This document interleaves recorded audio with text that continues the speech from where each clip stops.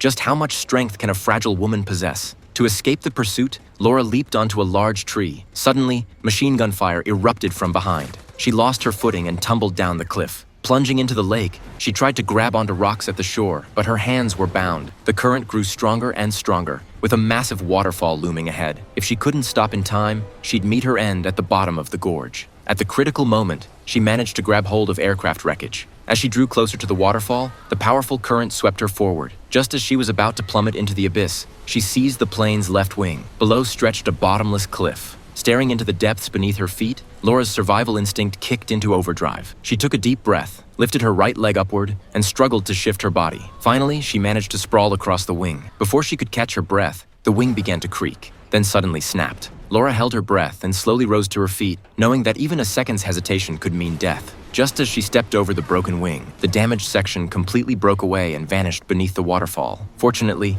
she grabbed the fuselage at the last second, saving her life. She quickly climbed into the battered aircraft interior. After a brief rest, she noticed a protruding piece of metal nearby and immediately began rubbing the rope, binding her hands back and forth against the sharp edge. However, at that very moment, the plane, now missing half its wing support, began tilting gradually under the rushing water's impact. Laura picked up the pace, finally cutting through the rope at the last moment and quickly gripped the deck. The broken aircraft was now wedged precariously between the cliff walls, extremely unstable. The slightest movement from Laura could trigger a complete collapse. Looking up carefully, Laura spotted a parachute hanging overhead. She gritted her teeth, supported her body with one hand, and reached for the parachute with the other. The instant her fingertips made contact, the plane completely disintegrated, and she plummeted into the abyss, clutching the parachute. After deploying the chute, though it was somewhat damaged, it still effectively slowed her descent. Even so, tree branches pierced her abdomen during the fall, but ultimately, she survived.